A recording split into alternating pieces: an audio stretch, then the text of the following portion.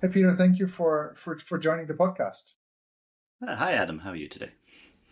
I'm doing well. Let's start with tell us about your background. Like, what's Peter about?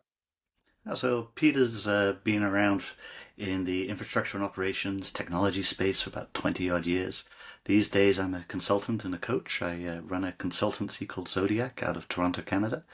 And I work with lots of large, complex organizations trying to solve large, complex problems. Okay, so we have one for you today. We have about how do you create alignment on AI strategy in large complex organizations. What insights can you give us?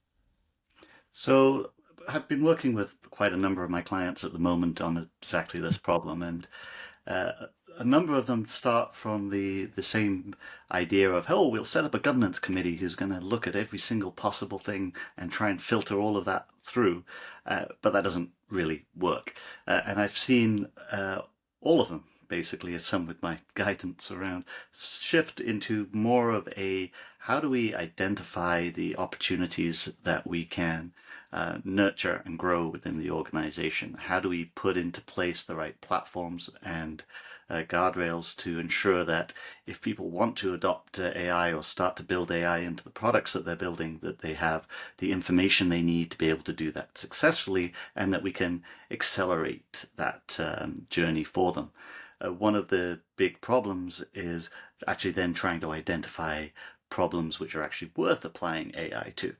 There's also a number of instances, and that's been all over the press, about companies not seeing their ROI from AI. And some of that, I think, comes from it. There's not really being enough focus or direction in how it's being applied within the organization.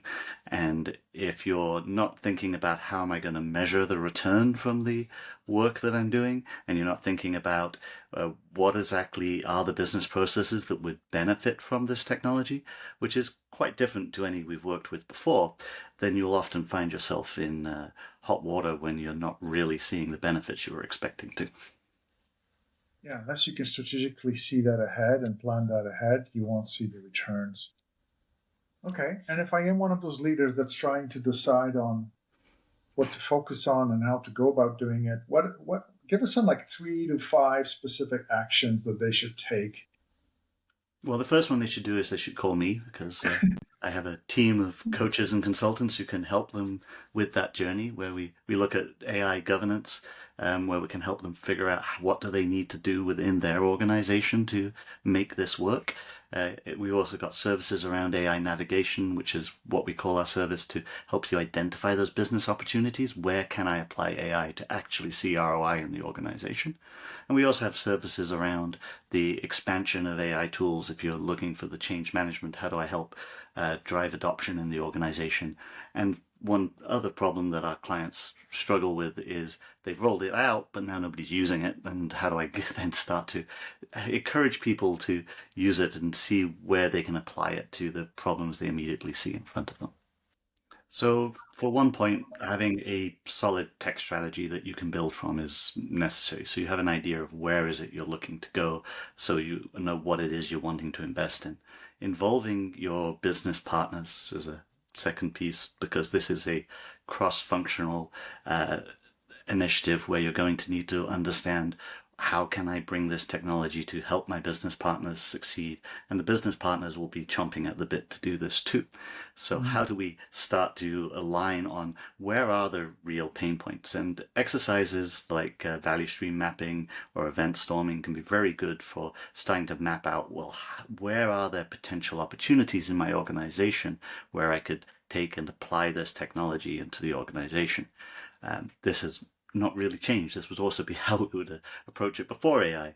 There are very Mhm. good ways of starting to try and identify where are there opportunities, and then thinking about, well, what could I build or start to build into the system or process to help that process improve. Okay, how about like any specific things they should avoid?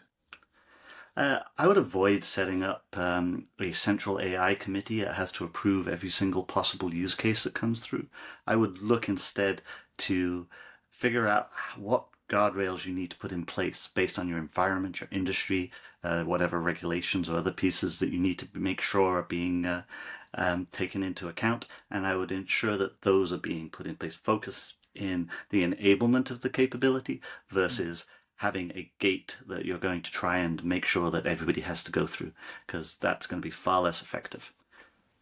Yeah, that centralized governance will become a gate to your point, versus like localized empowered AI councils will provide guidance. Yeah, that's a good point. Well, Peter, thank you for sharing your wisdom, and we'll see you around. Yes, until next time. Thanks, Adam. Until next time, yes.